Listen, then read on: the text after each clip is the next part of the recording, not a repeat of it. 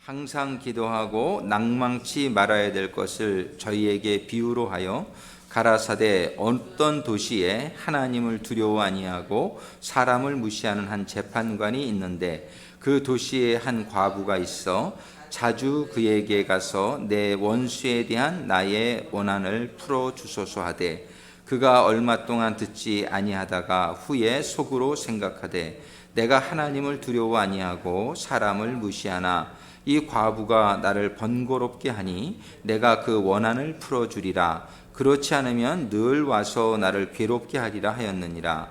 주께서 또 가라사대 불의한 재판관의 말한 것을 들으라. 하물며 하나님께서 그 밤낮 부르짖는 택하신 자들의 원한을 풀어주지 아니하시겠느냐.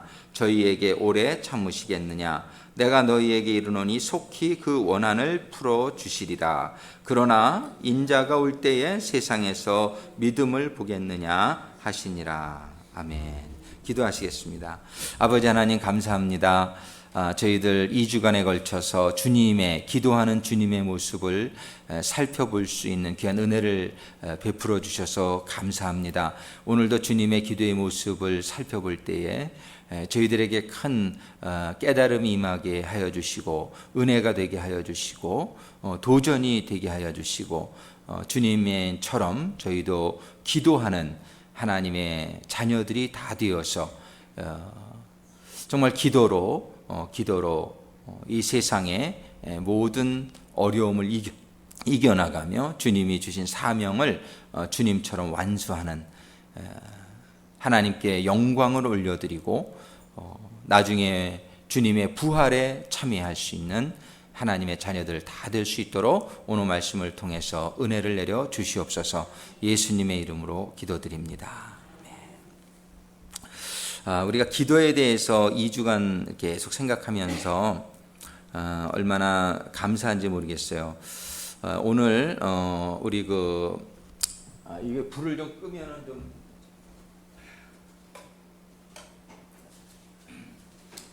말씀을 제가 기도에 관한 말씀을 이렇게 좀 급하게 정리해 봤는데 한번 쭉 보면서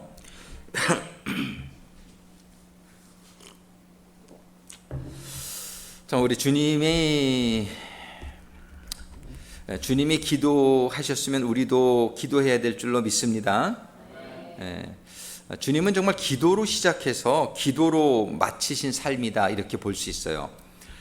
우리들이 지난주에도 살펴봤지만 맨 처음에 주님께서 이렇게 개인적으로 사실 때는 그런 기록이 많이 없지만 이제 사역을 시작하시고자 할 때 맨 처음에 세례를 받으시죠. 세례를 받는 것은 우리의 죄사함을 의미하죠. 그래서 우리는 항상 신앙생활의 시작은 회개로부터 시작한다. 주님도 회개 자체가 기도죠. 회개 자체가. 그런데 그 상징적으로 물 세례를 받으시고 누가복음 3장 21절에 보면은 세례를 받으시고 이제 제가 이렇게 좀 나눠놨는데 방법에 보면은 파란색 방법과 결과 이게 이제 파란색으로 쓴 글씨가 본문 성경 말씀입니다. 그래서 그걸 같이 한번 읽어보겠습니다. 누가복음 3장 21절 오른쪽 방법에 파란색만 같이 했습니다. 세례를 받으시고 기도하실 때에 그 오른쪽 하늘이 열리며 성령이 형체로 비둘기 같이 이제 거기까지만. 그래서 이제 예수님께서 이 공생의 시작을 기도로 하시는 것을 성경은 기록해요. 그죠? 처음에 세례를 받으시고 그 다음에 받으시고 기도하실 때에 성경이 이렇게 기도로 시작을 하시는 거예요. 이 기도로 시작하시고 맨 끝에 한번 이 파워포인트 맨 끝에 구절 한번 먼저 읽어볼게요. 맨 끝에 보면은 예수님이 십자가에서 이제 돌아가실 때의 마지막 기도 빨간색으로 써놨는데 한번 같이 읽어보겠습니다. 마지막 기도 같이 읽습니다. 아버지여 내 영혼을 아버지 손에 부탁하나이다. 이 기도죠. 십자가에서 이제 돌아가시기 전에 그 십자가상의 말씀을 다 하시고 맨 마지막에 기도로 아버지여 내 영혼을 아버지 손에 부탁하나이다.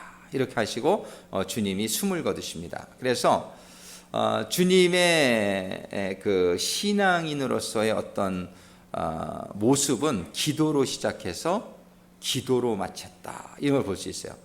우리의 신앙생활도 오늘 이렇게 말씀을 또 주님의 기도의 모습을 살펴보는 가운데에 우리가 정말 기도로 더 시작해서 하루도 아침에 기도로 시작하고 또 저녁에 잠자기 전에 기도로 마치는 하루, 또 우리의 신앙이 기도로 시작해서 죽을 때에 기도하면서 우리가 숨을 거둘 수 있는, 주님처럼 아버지여 내 영혼을 아버지 손에 부탁하나이다, 이렇게 기도하면서 우리의 생애를 마칠 수 있는 삶이 될 수 있기를 소망합니다.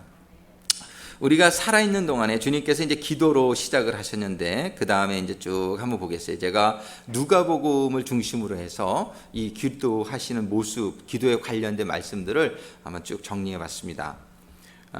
누가복음에 이 기도라는 단어를 제일 많이 쓰고, 또 성령이라는 단어도 누가복음, 이 메디컬 닥터였죠. 누가는 그분이 용어 같은 걸 굉장히 정확하게 이렇게 사용하시는 걸 볼 수 있어요.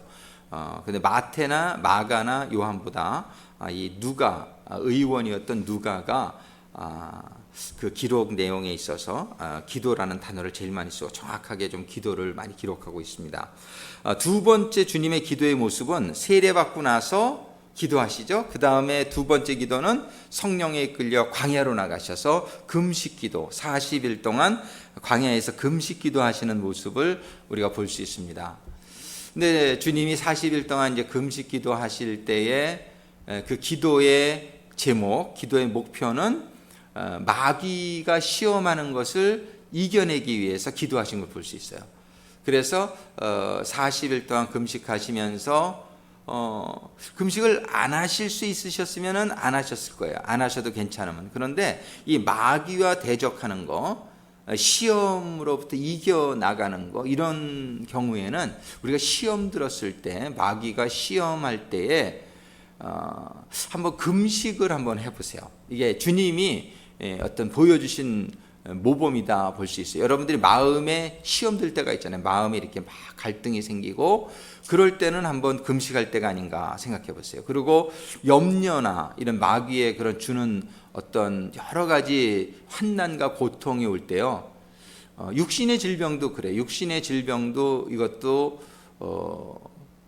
그냥 우리가 이렇게 생활을 좀 건강하게 잘 못해서 드는 병도 있지만, 또 마귀가 병을 주는 경우도 있어요. 그래서 성경에 보면 마귀가 문둥병도 걸게 하고 기모거리, 뭐 장님 이런 걸 예수님이 그 마귀를 쫓아냈다는 말씀이 있잖아요. 그렇다고 다 모든 병은 다 마귀가 주는 거다, 뭐 그렇게 생각하기보다는 하여튼 우리의 좀 적절하지 못한 식습관이나 여러 가지 좀 그런 잘못된 생활 패턴 때문에 생기는 병도 있고, 이렇게 마귀가 주는 병도 있고 그런 것 같아요. 그래서 이 병이 마귀가 좀 주는 병 같다라는 생각이 들면은 그럴 때는 우리가 또 금식해서 그 마귀를 쫓아낼 수 있기를 바라요. 모든 이런 우리 생활 가운데에 정말 이렇게 마귀의 시험이다, 마귀의 어떤 그런 역사가 느껴지게 될 때는 예수님처럼 금식할 수 있게 되기를 바랍니다. 주님이 40일 동안을 금식하세요. 정말 40일 동안을 금식하면서 이루어내신 것은 크게 두 가지다 볼 수 있는데, 하나는 마귀의 세 가지 시험을 다 이겨내시고, 또 한 가지는 그러시면서 권능이 임하세요. 이 마귀의 시험을 이겨내게 되면은 권능이 임하십니다. 그래서 금식 기도를 마치시고 마귀를 이기시고 큰 권능을 받아서 이제 나 사역할 때에 많은 기적들이 일어나는 걸 볼 수 있어요.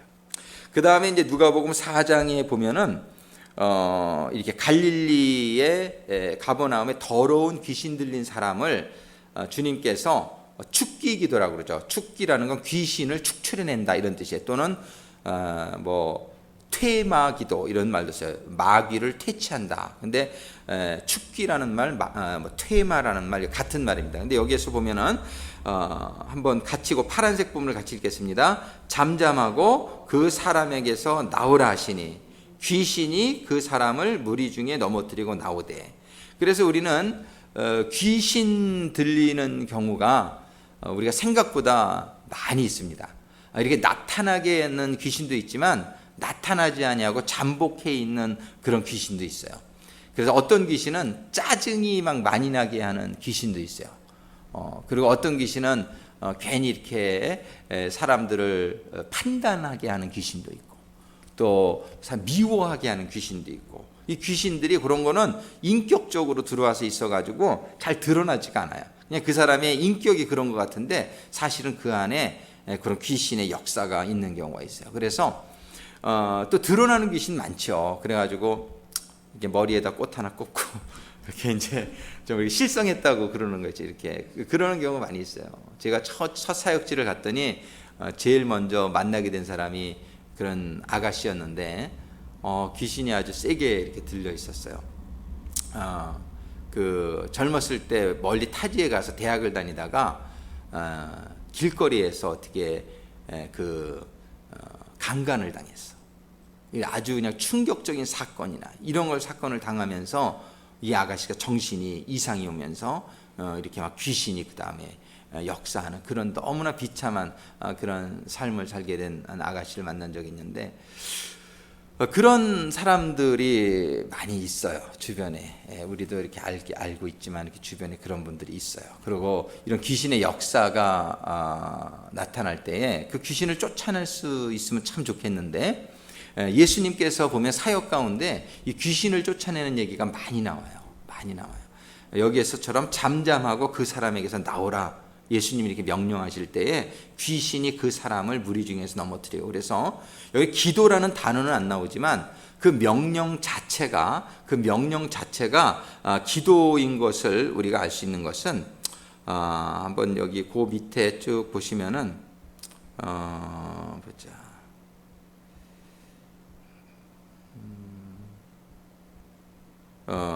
누가복음 11장 20절 말씀이 있어요. 권부견님, 누가복음 11장 20절 쭉 내려가면 거기 축제기도 할 때 예수님이 그 누가복음 11장 20절에서 이런 말씀을 했어요. 파란색 부분 같이 읽어볼까요? 11장 20절 조금 더 그 밑에 파란색 축제기도라고 써 있죠. 한번 같이 읽어보겠습니다. 내가 만일 하나님의 손을 힘입어 귀신을 쫓아내는 것이면, 그렇죠? 예수님께서 뭐라 그랬어요? 귀신을 쫓아내는 것은 하나님의 손을 힘입어서 하는 거지 예수님이 스스로 하신 게 아니에요. 예수님 말씀은 스스로 하셨지만 예수님은 마음속으로 기도하시면서 하나님, 제가 지금 명하겠으니 하나님이 역사에 주시옵소서. 그러니까 항상 주님은 모든 그런 기적의 역사가 전부 성령의 능력에 의해서 자기가 행하셨다라고 그렇게 말씀하세요. 그러니까는 예수님은 인간으로 와 계실 때는 철저한 인간이셨어요. 물론 그분은 하나님이셨지만 신이시지만 인간이셨어요. 그래서 인간으로 오실 때는 우리하고 똑같았다 생각하면 돼요. 우리와 똑같았는데 가장 최고의 인간의 모습을 보여주신 것이죠. 완벽한 인간의 모습을. 예수님께서는 잠잠히 나가라 이런 말 하실 때에 예수님 스스로에게 능력이 있어서 나가라 그런 게 아니라 지금 여기 11장 20절에서 볼 수 있는 것과 같이 내가 만일 하나님의 손을 힘입어 귀신을 쫓아내는 것으로 너희가 안 되면 너희가 하나님의 나라가 임했다 이렇게 얘기하는 거예요. 네가 제대로 알고 있다. 그 말씀을 제가 이 부분만 이렇게 뽑아낸 거예요. 근데 왜 이런 말씀 하셨냐면은 이걸 보는 사람들이 귀신, 바알세불의 힘을 입어서 예수가 귀신을 쫓아낸다 막 이런 식으로 사람들이 얘기하고 있으니까 예수님께서 그 사람들에게 그렇게 얘기한 거예요. 나는 귀신의 힘을 쫓아내서 귀신을 쫓아내는 게 아니라 하나님의 손을 힘입어 귀신을 쫓아내는 것이다 라고 말씀해 주신 거예요. 그러니까 우리는 다시 올라갑니다. 아까 축기기도 그 위에 누가복음 4장 35절에 예수님께서 잠잠하고 그 사람에게서 나오라 하셨을 때 이 말씀 자체가 꼭 기도 같진 않지만 기도다 이거예요. 예수님이 이 말씀을 하시면서 마음속으로 하나님에게 하나님 이번에도 제가 명할 테니까 하나님의 능력이 귀신을 쫓아내 주시옵소서 이런 기도하는 마음으로 예수님께서 귀신을 쫓아내셨다는 걸 볼 수 있어요. 그래서 이것도 우리는 기도라고 볼 수 있다. 그 다음에 누가복음 4장 40절에 보면은 주님이 안수기도 하시는 모습이 나와요. 안수기도 한 장면이 많은데 제가 다 추리지 못했고 이렇게 추렸는데 베드로 장모님의 열병을 고치신 후에 갈릴리 가버나움 해질 적에 사람들이 많이 예수님에게 나와요. 그때 요 파란색 누가복음 4장 40절 파란색 부분 같이 읽습니다. 일일이 그 위에 손을 얹으사 고치시니 예수님께서 손을 얹으사 고치셨다는 것은 안수기도 하셨다는 거예요. 그죠? He put laying his hand on those sick people. 그래가지고 손을 얹고 기도하실 때에 그게 안수기도죠. 이게 지금 우리는 예수님의 기도의 모습을 한번 살펴보는 거예요. 예수님이 이제 쭉 사역 가운데, 자, 맨 처음에 어떻게 했습니까? 세례받고 나오셔가지고 하늘을 보면서 하나님께 정말 감사의 기도, 이렇게 하나님께 영광을 올린 기도를 했을 때에 하늘이 열리고 하나님의 보내주신 성령이 임하시고 하늘에서 이는 내 사랑하는 아들이요 나가 기뻐하는 자라 음성이 들리고 이런 하나님과의 관계가 회복되는, 그죠? 그런 기도. 그 다음에는 광야에 나가서 금식 기도하시면서 마귀를 말씀으로 쫓아내시고 이기시고 권능을 받으시고, 그리고 나오셔가지고 잠잠하고 그 사람에게서 나오라 귀신들에게 명할 때에 하나님의 능력으로 귀신들을 쫓아내시고, 병자마다 안수하실 때에 안수 기도하시며 그들을 고치시는 그런 모습을 우리가 볼 수 있습니다. 그 밑에 누가복음 5장 13절 문둥병 환자를 만나셨는데 한번 파란색 부분 우리 같이 읽겠습니다. 손을 내밀어 저에게 대시며 가라사대 내가 원하노니 깨끗함을 받으라 하신대 문둥병이 곧 두 번 썼네요. 떠나니라. 문둥병이 곧 떠나니라.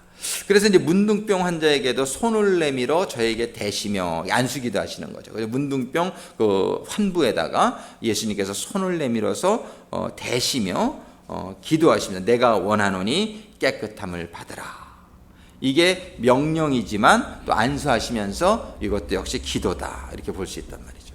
그 다음에 누가복음 5장 16절에 보면은 예수님이 이제 참 그 사역 가운데 보면은 많은 사람들이 이제 소문을 듣고 또 병을 고치고 그러면 수많은 사람들이 모였어요. 그럴 때마다 예수님께서는 파란색 우리 같이 읽습니다. 예수는 물러가사 한적한 곳에서 기도하시니라.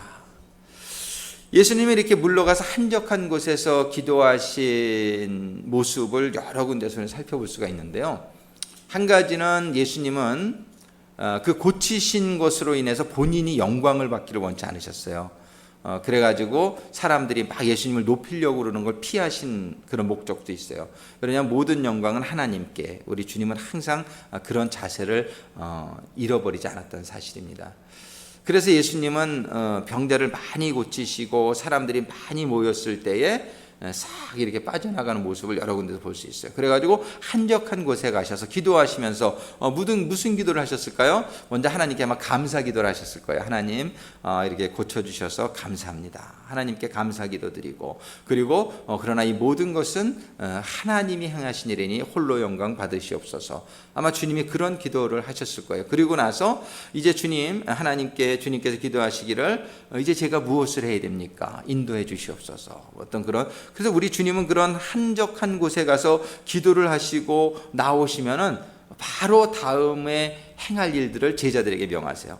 자, 이제 우리가 다른 곳으로 가자. 바로 말씀하세요. 예, 우리가 거기에 가서도 전도해야 되고 거기에 가서도 하나님의 이런 치유를 해야 되지 않겠느냐. 주님은 거기에 머물러 있지 않고 계속 움직이면서 하나님이 주신 사명을 감당하시는 걸 볼 수 있습니다. 이렇게 한적한 곳에 가서 우리 주님은 아마 조용히 또 바쁘신 이 기도하는 게요 굉장히 에너지가 많이 소비됩니다.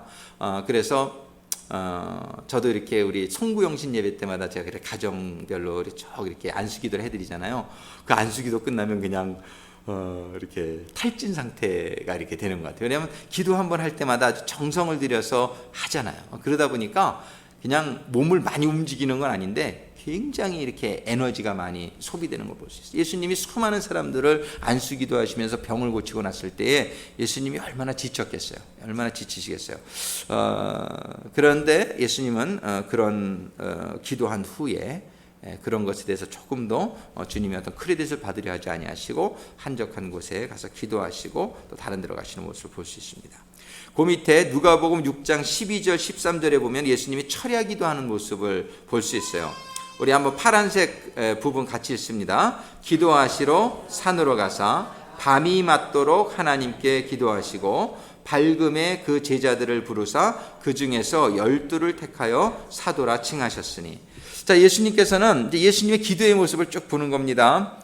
새벽 기도하는 모습은 아직 안 남았는데 예수님께서는 새벽에도 기도하시고 또 사역 중간중간에도 계속 기도하시는 모습을 보여주시고, 그리고 아주 중요한 결정을 내릴 때, 때는 철야 기도를 하시는 걸 볼 수 있어요. 근데 이 철야 기도 하신 다음날 무슨 일을 하시냐면은 12 제자들을 택하시는 일을 해요. 그래서 참 그 예수님이 하시던 일들 중에 다 중요하지만 가장 중요한 거는 사람을 택하시는 일이 예수님에게 아마 큰 이슈였던 것 같다라는 생각을 할 수 있어요. 웬만하면 우리가 철야 기도까지 하실 필요가 있었을까 그런 생각을 하게 되잖아요. 근데 예수님은 그 12 제자를 택하는 전날만 철야 기도를 하세요. 이 성경에 보면 다른 날은 철야 기도한 기록이 없어요.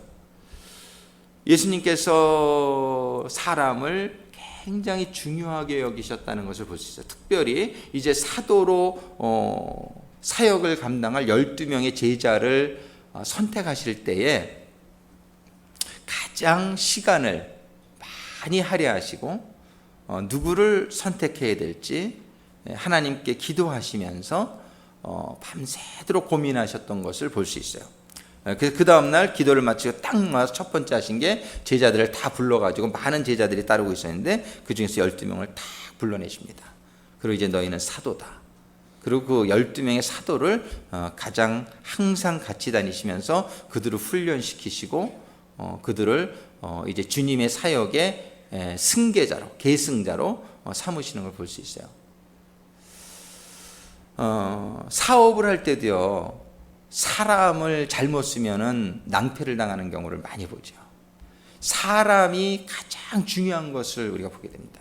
그래서 이 대기업 같은 데서 사람을 고를 때 관상쟁이까지 데려다 놓고 본다 그러죠.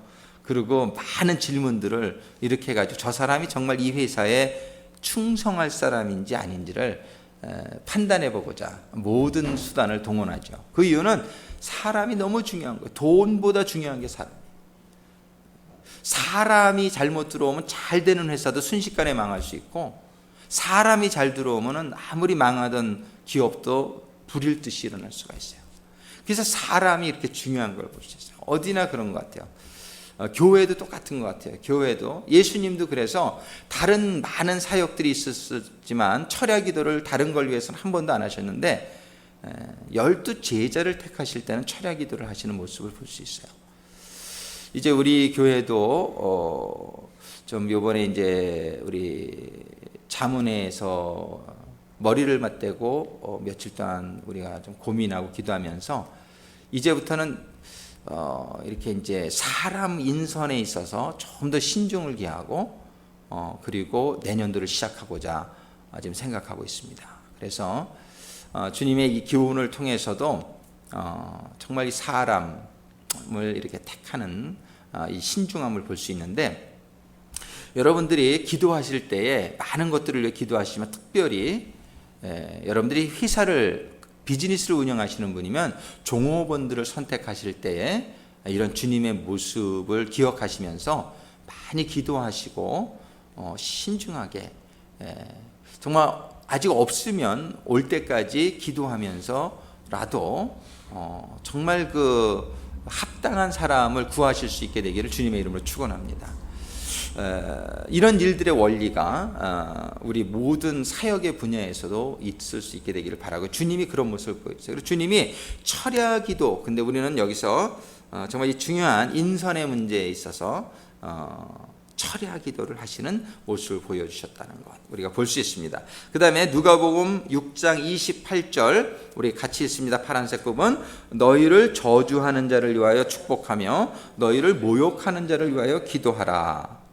이러한 실제 기도의 모습을 보여주신 게 주님이 십자가에 달리시고 나서 그 아래에 못 박은 사람들에게를 위해서 이런 기도를 하시죠. 그 옆에 누가복음 23장 34절의 말씀 같이 했습니다. 아버지여 저희를 사하여 주옵소서, 자기의 하는 것을 알지 못함이니이다. 주님은 말씀으로만 하신 게 아니라 본인이 그런 기도의 모습을 보여주시는 걸 볼 수 있어요. 우리를 저주하는 사람을 축복한다는 것 정말 쉽지 않을 거예요. 그죠? 그리고 너희를 모욕하는 자를 위하여 기도하라. 너희를 모욕하는 자. 이게 킹제임스 버전에 보면 뭐라고 되어 있냐면은 그래서 제가 오늘 아침 아까는 킹제임스 버전에 했는데 하여튼 너희를 그 단어가 생각이 안 나네요. 하여튼 그 모욕하는 자, 너희를 아주 모욕하는 자를 위하여 기도하라. 모욕하는 자를 위하여. 우리들의 인격 가지고서는 안 되는 것 같아요. 우리들의 사람의 인격 가지고서는 나를 모욕하면은 그냥 같이 나가게 되지 그게 안 되는 것 같아요. 그런데 우리 주님께서는 그래서 주님이 그런 모습을 보여주시면서 우리들 그거를 위해서 기도하라고 말씀하십니다. 모욕하는 자를 위하여 기도하라. 우리가 정말 기도하면서 우리들의 실력으로는 안 되니까 우리들의 심령에 주님의 심령이 임해서 정말 주님의 사랑으로 또 주님의 그런 마음으로 주님의 그 케어링하는 마음으로 우리를 저주하는 사람을 오히려 축복하고 모욕하는 자를 위해서 기도하는 그런 주님의 기도가 우리들에게 있기를 소원합니다. 주님의 이런 모습을 볼 수 있어요. 또 누가복음 7장 14절에 보면 죽은 자를 살리시는 예수님의 안수기도를 볼 수 있습니다. 우리 파란색 같이 했습니다. 그 관에 손을 대시니 맨 자들이 서는지라 예수께서 가라사대 청년아 내게 말하노니 일어나라. 내가 네게 말하노니인데 하여튼 그런 것 같아요. 하심에 죽었던 자가 일어 앉고 말도 하거늘 예수께서 그를 어미에게 주신대. 죽은 자에게도 그 관에다가 손을 얹고 기도하시니까 죽은 자가 살아났다라고 성경이 기록합니다. 주님께서 기도로 안수 기도로 그 관에 손을 대시며 청년아 내가 네게 말하노니 일어나라. 그 다음에 누가복음 9장 16절에 보면 오병이어의 기적을 이제 베푸실 때에 먼저 감사 기도를 하죠. 한번 같이 읽습니다. 하늘을 우러러 축사하시고 떼어 먹고 다 배불렀더라. 하늘으로 축사하시고 떼어서 다 나눠줬더니 나중에 먹고 다 배불렀더라. 그 중간에 좀 생략된 거예요. 근데 떼시기 전에 하나님한테 기도하세요. 하나님 축사하시고 그런데 구체적인 기도의 내용은 안 나오지만 축사라는 건 하나님께 감사하시고 이런 뜻이에요. 지난번에 우리 감사절에 설교 때 미리 감사 기억나세요? 미리 감사. 이게 아직 오병이어의 기적은 일어나지 않았는데 먼저 감사하세요. 예수님은. 근데 이거 기도죠. 감사의 기도죠. 그렇게 기도하시고 떼어줄 때에 5천 명이 다 먹고 12강주리를 이제 거두는 일이 일어나죠. 그 다음에 거기에 보면은 밑에 부분은 안 읽었군요. 거기에 보면 이제 제자들에게 주어 무리 앞에 놓으니 남은 족 12바구니를 거둔다. 그 다음에 누가복음 9장 18절 오병이어의 기적 후에 또 사람들이 그냥 수천 명이 있잖아요. 그 수천 명이 기적을 봤잖아요. 아니 떡 5개하고 생선 2마리로 5천 명이 다 먹고 12강주를 남겼으니 기절할 일이죠. 기절할 일. 이 사람들이 얼마나 흥분했겠어요. 와 이제는 뭐 평생 우리 먹을 걱정은 없겠다. 이러고 굉장히 흥분했을 거예요. 근데 그러고 났을 때 주님께서는 바로 그 파란색 부분이 있습니다. 누가복음 9장 18절 예수께서 따로 기도하실 때에 따로 기도. 거기에서 그 일이 났을 때 바로 예수님은 거길 떠나세요. 그리고 영어성에 pray in private. 혼자 가셔서 또 기도하십니다. 그러고 나서 제자들에게 나와서 물어봅니다. 무리가 나를 누구라고 하더냐 이렇게 물어보세요. 예수님이 기도하시면서 또 하나 감동으로 그 다음에 제자들이 가르쳐줄 교훈을 이런 식으로 풀어나가십니다. 오병이어의 기적 때 기적을 끝나고 나서 따로 기도하시는 항상 혼자 한적한 곳에 가셔서 이렇게 바쁜 이런 사역을 마치신 후에는 사람들과 함께 막 그걸 누리지 아니하시고 항상 조용히 나가셔서 기도하시는 주님의 모습을 보게 됩니다. 그 다음에 누가복음 9장 28절부터 36절 사이에 보면은 그 높은 산, 따로 높은 산에 올라가셔서 산기도를 하시는데 베드로와 요한과 야고보를 데리고 가시는 모습입니다. 우리 파란색 같이 했습니다. 예수께서 베드로와 요한과 야고보를 데리시고 기도하시러 산에 올라가사 기도하실 때에 용모가 변화되어 그 옷이 휘어져 광채가 나더라. 그러고 나서 좀 보면 구름 속에서 소리가 나서 또 하나님의 음성이 들려지고 그럽니다. 우리는 따로 높은 산에 올라가셔서 이게 오병이어의 기적이 있은 후의 일이에요. 제자들 중에서 특별히 수제자인 베드로와 요한과 야고보를 데리시고 높은 산이라고 성경이 기록해요. 높은 산에 올라가셔서 누가복음은 그냥 산인데 마태복음과 마가복음은 보니까 높은 산, 따로 높은 산이라 그랬더라고요. 그러니까는 사람들이 이제 얼마나 많이 모여 있었겠어요. 근데 거기에 있지 아니하시고 높은 산에 올라가셔가지고 그들과 함께 기도할 때에 거기서 용모가 변화되고 옷이 휘어지고 광채가 나는 그런 일들을 경험하시게 됩니다. 그 다음에 누가복음 10장 5절에 보면 제자들을 70명을 12명이 이제 이렇게 가장 가깝게 있는 제자들인데 그 다음에 70명의 제자들을 또 이렇게 사역을 해로 내보내면서 이런 말씀을 하세요. 우리 파란색 같이 있습니다. 어느 집에 들어가든지 먼저 말하되 이 집이 평안할지어다 하라. 기도하라는 얘기죠. 너희들이 가는 집집마다 축복 기도하라고 주님께서 말씀해 주시는 거예요. 그러니까 우리 주님은 어느 집에 가든지 아마 주님이 먼저 이런 기도를 모범을 보이셨을 거예요. 그러니까 제자들에게도 그렇게 얘기하는, 네가 어느 집에 가든지 이 집이 평안할지어다라고 먼저 말해라. 이렇게 그런 기도를 제자들에게 가르쳐 줍니다. 그 다음에 누가복음 10장 21절과 22절 그 밑에 쭉 보면은 70인이 이제 돌아와서 막 그냥 그 마귀가 쫓겨나가고 병자가 낫고 막 그랬습니다. 그래서 막 흥분해가지고서 막 와서 이렇게 보고를 해요. 그때에 주님께서는 성령으로 기뻐하시며 감사기도를 하나님께 드리는 모습을 보십니다. 천지의 주제이신 아버지여. 그리고 중간에 이제 내용 생략했고 맨 끝에 감사하나이다. 이렇게 주님이 기도하시는 모습을 기록하고 있습니다.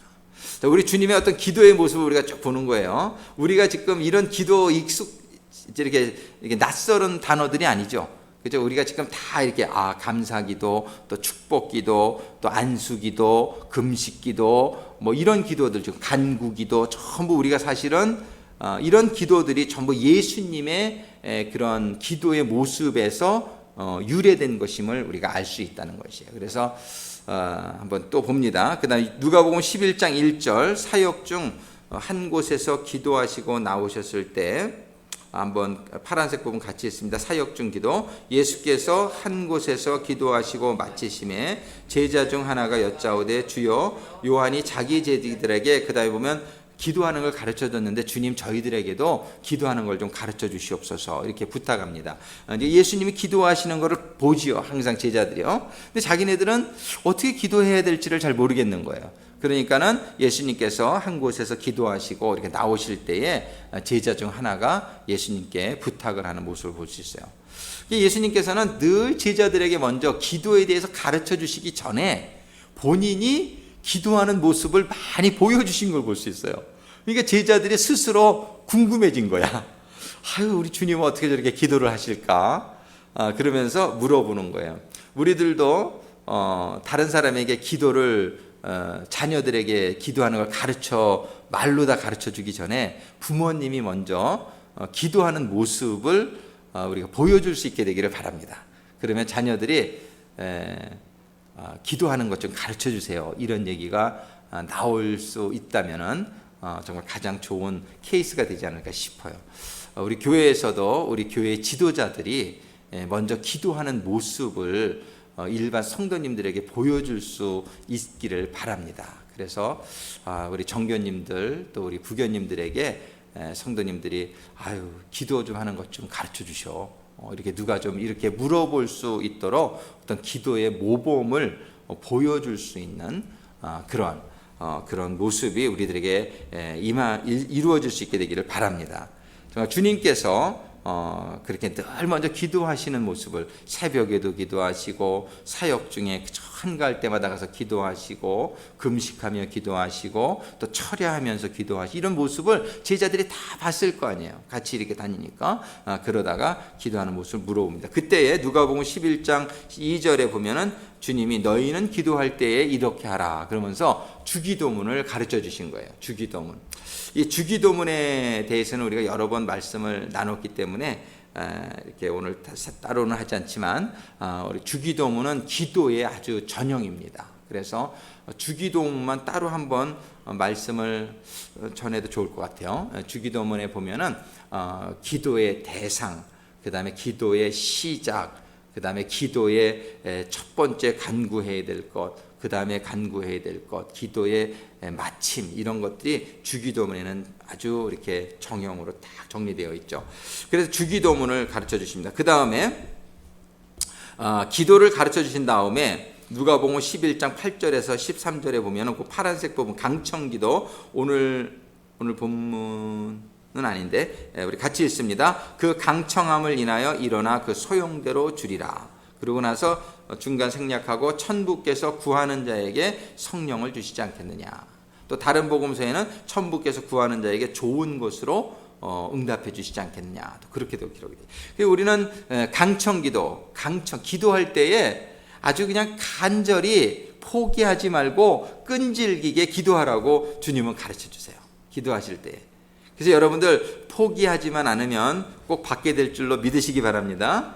강청 기도를 가르쳐 주세요. 그래서 그 친구가 와서 뭘 달라 그럴 때 친구로 인해서 주는 게 아니라 그의 강청함으로 인하여 일어나 주라, 이런 말씀이에요. 그래서 우리는 기도할 때에 반드시 하나님이 듣고 계시고 포기하지 않고 믿음으로 끝까지 기도하면은 하나님은 반드시 응답해 주신다. 이게 강청 기도예요.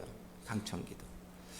정말 이 포기하지 않는 기도, 확신을 가지고 막 그냥 하나님한테 그냥 계속 구하라 그러면 주신다고 그러지 않았습니까? 하나님 꼼짝 못하는 거예요. 그냥 말씀 붙들고 그냥 기도하면 하나님 꼼짝 못하는 거예요. 구하라 그러면 주신다고 그랬는데 안 주시면 말이 안 되지, 그죠? 안 주시면 말이 안 되는 거예요.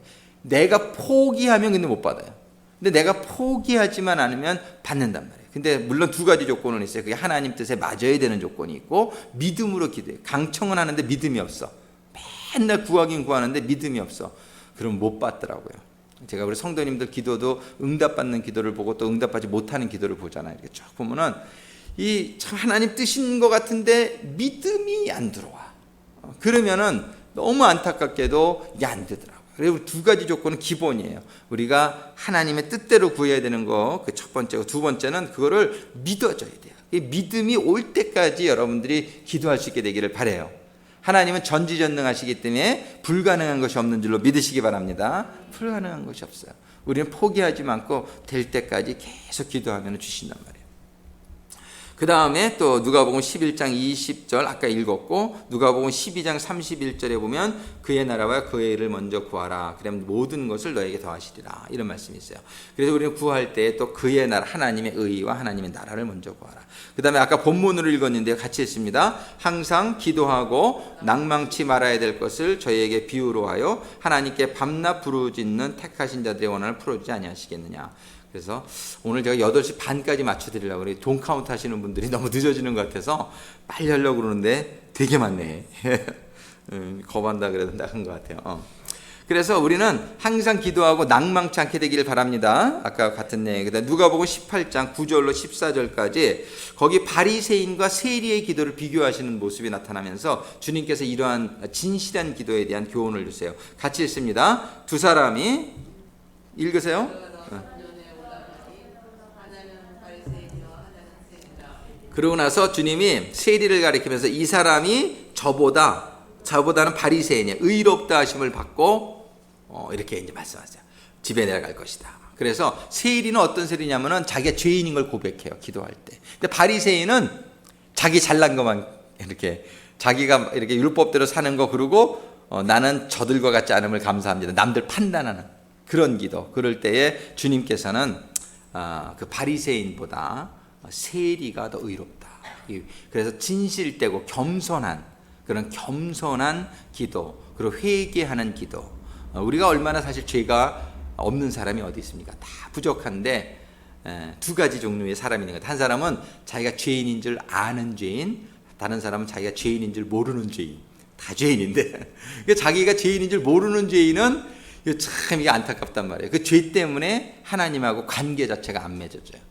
근데 자기가 죄인인 줄 아는 죄인은 그걸 회개할 수 있죠. 그래서 늘 회개하는 마음을 가지니까 죄가 사함을 받고 하나님과의 관계가 회복되어지는 것이죠. 그래서 우리는 이런 교만한 바리새인이 되지 말고 겸손한 세리와 같은 사람이 되기를 주님의 이름으로 축원합니다. 누가복음 19장 46절에 보면 내 집은 기도하는 집이다. 주님의 이 교회를 내 집은 기도하는 집이다. 우리는 우리 한 사람 한 사람이 또 교회인 줄로 믿습니다. 우리 한 사람 한 사람도 여러분은 바로 기도하는 집이라는 사실을 잊지 않게 되기를 바라요. 주님이 다른 집으로 표현한 것은 잘 기억이 지금 안 나요. 주님이 우리 자신을 너는 기도하는 집이 되라. 기도하는 집이 되라. 우리 올레이션스 교회가 기도하는 집이 되라고 주님이 말씀하시고 있어요. 우리 교회가 우리 성도님들 한 분 한 분이 주님의 기도하는 집이 되시기를 주님의 이름으로 축원합니다. 늘 기도하는 집이 되어지기를 바라요. 주님이 이렇게까지 표현하셨어요. 그 다음에 누가복음 21장 36절 예방기도, 앞으로 장차올 모든 일을 능히 피하고, 너희는 장차올 모든 일을 능히 피하고 인재 앞에 서도록 항상 기도하며 깨어있어라. 기도는 우리가 지금 여러 가지 기도의 모습을 보는데, 지금은 예방기도라는 게 있단 말이에요. 여러분들이 앞으로 환난 날이 올 텐데, 그때에 그 환난 날에 그 능히 피하고, 그 다음에 또 오지 않을 수 있도록 나에게 그런 어떤 하나님 기도, 그런 기도를 하라고 말씀을 하세요. 그러니까는 기도할 수 있게 되기를 바랍니다. 그리고 여러분들의 자녀들이 또 자랄 때 여러 가지 어려운 일들을 피할 수 있도록 여러분들이 기도로 예방 기도를 하는 거예요. 아프지 않고 건강할 수 있도록, 그죠? 일이 잘 되는, 지금 잘 되지만 앞으로 계속 잘 될 수 있도록 또 이렇게 예방하는 기도를 하라고 주님은 말씀하십니다. 그 다음에 누가복음 2장 32절도 또 예방기도인데 같이 읽습니다. 내가 너를 위하여 내 믿음이 떨어지지 않기를 기도하였느니. 믿음이 지금 좋은데 앞으로도 믿음이 떨어질 수도 있다는 거예요. 근데 믿음이 떨어지지 않기를 기도했다라고 주님이 이렇게 얘기하시고 있어요. 그러니까 정말 우리가 사랑하는 사람들의 믿음이 떨어지지 않도록 여러분들이 기도할 수 있게 되기를 바랍니다. 그 다음에 누가복음 22장 39절 41절 습관적 기도, 파란색으로 못 썼는데 하나님 말씀이에요. 같이 읽습니다. 예수께서 나가사 습관을 쫓아 감람산에 가시매, 그러고서 중간하고 무릎을 꿇고 기도하여. 여기서 중요한 말은 습관을 쫓아. 습관이 참 중요합니다. 이 새벽 기도도 습관이 되면은 좀 쉬워요. 습관이 되면 모든 기도가 그래요. 항상 다니엘이 하루에 3번씩 기도를 했잖아요. 다니엘이. 그런 하루에 3번씩 하는 게 습관이 되면은 그렇게 좋은 습관이 될 수가 없단 말이에요. 여러분들이 습관 중에서 기도하는 습관을 가지시게 되기를 주님의 이름으로 축원합니다. 예. 그래서 아침에 눈 뜨면 기도하는 습관, 밥 먹을 때 기도하는 습관 참 좋은 거죠. 예? 밥 먹을 때 늘 기도하시고, 아침에 직장에 또 사업장에 나가면 먼저 기도하는 습관, 잠자기 전에 기도하는 습관, 그저 바쁠 때면 무조건 기도하는 습관. 예, 바쁠수록 기도해라. 그런데 바쁠수록요, 여러분들이 그 바쁜 거 혼자 다 못해요. 인간의 능력으로. 빌 바이베스 목사님이 쓴 책, 유명한 책이 있잖아요. 나는 바빠서 기도합니다. 어떤 사람들은 그래요. 나 바빠서 기도할 시간 없어요. 그러는데 그것처럼 미련한 소리가 없어요. 바쁠 때 기도해야 돼. 왜? 그래야 하나님이 지혜 주시고 능력 주셔서 바쁜 걸 이겨나갈 수가 있단 말이에요. 그러니까 여러분들이 바쁠수록 기도할 수 있게 되기를 바랍니다. 예, 이런 습관을 가지. 나는 바쁘면 무조건 기도한다. 이게 좋은 습관이에요. 주님께서 습관, 기도를 그냥 아무 때나 생각날 때만 한 번씩 하신 게 아니라, 나는 사람들이 많이 모이면 난 무조건 혼자 가서 기도해. 아마 이런 습관을 가지셨던 것 같아요. 그리고 예수님은 하여튼 그런 하여튼 일이 있으면은 죽은 나사로를 살릴 때도 먼저 기도하시고 미리 감사하시고, 예, 하여튼 기도하는 습관. 그래서 보면은 감람산에 가시면 이 겟세마네 동산의 기도가 거기가 그날 처음 간 산이 아니에요. 여기 보면 습관을 쫓아 감람산에 가시면 그 겟세마네 동산을 늘 가서 기도하시던 자리가 있어요, 예수님이. 그래서 늘 가던 대로 습관을 쫓아 감람산에 가서 겟세마네 동산에서 기도를 하신 거예요. 무릎을 꿇고 기도하여. 기도할 때 가능하면 무릎 꿇는 기도가 참 좋습니다. 무릎을 꿇으면 벌써 자세부터가 단정해지고 좀 간절해지잖아요. 이렇게 펑퍼짐하게 이러고 있으면은 졸음부터 와요. 졸음부터. 그러니까는 우리 기도할 때는 딱 무릎 꿇고 하는 습관, 이게 참 좋은 습관이죠. 그래서 주님이 습관적으로 기도하셨다. 여러분들이 많은 습관 중에 기도의 습관을 가지시게 되기를 주님의 이름으로 축원합니다. 그 다음에 누가복음 22장 39절로 46절에 보면은 습관적으로 기도하면서 또 아주 중요한 요소인데 간절히 기도하는 모습을 보여주세요. 같이 읽습니다. 예수께서 힘쓰고 애써 더욱 간절히 기도하시니 땀이 땅에 떨어지는 핏방울 같이 되더라. 기도하실 때는 간절하지 않은 기도는 좀 그런 말이 있어요. 우리가 대충 기도하면 응답도 대충 오고 우리가 간절히 기도하면 응답도 간절히 온다고 그랬어요. 그냥 이렇게 뿌린 대로 거둔다. 이렇게 맞아요. 아주 정확한 원리예요. 그러니까 여러분들이 정말 하나님께 간절히 기도하면은 하나님께 응답도 아주 속히 아주 확실하게 임할 줄로 믿으시기 바랍니다. 우리 주님은 땀방울이 핏방울이 되던 그런 간절함. 한국말이 참 재밌는 것 같아요. 간절. 이건 뭐 간이 저리도록 기도. 간절한 기도는 간이 저리. 막 그냥 그래서 기도를 많이 하시는 분의 공통병 중에 하나가 간이 안 좋아요. 기도를 많이 하시는 분들이 그냥 간을 너무 졸이면서 맨날 기도해가지고 그냥 그래서 저도 어느 날 간 검사를 했더니 안 좋다 그래서 그때부터 덜 간절히 기도하는데 근데 그냥 계속 간절히 하면 하나님이 고쳐주실 줄로 믿습니다. 근데 간절히 하라 그래요. 간절히. 그냥 간이 나빠질 정도로 하여튼 간절히 기도하면 아마 그런 사람 굉장히 하나님이 기뻐하시고 응답해 주실 것 같아요. 그래서 간절히 기도해라. 누가복음 22장 16절 49절 마지막 기도네요. 같이 읽습니다. 아버지여 내 영혼을 아버지 손에 부탁하나이다. 정말 주님의 이 기도의 모습을 우리가 한번 쭉 개괄적으로 살펴봤는데요. 주님이 사역을 시작하실 때부터 마치실 때까지, 그리고 중간에 많은 안수기도와 또 축기기도와 정말 땀방울이 핏방울이 되도록 간절히 드리는 기도, 그리고 습관적으로 드리는 기도, 감사의 기도, 또 축복의 기도, 그 다음에 믿음의 기도, 병을 고치는 많은 기도의 모습들을 우리들이 보게 됩니다.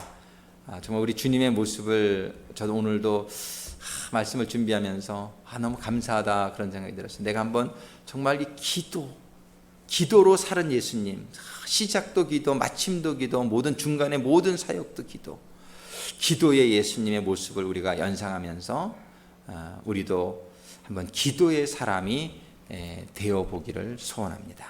같이 기도하시겠습니다.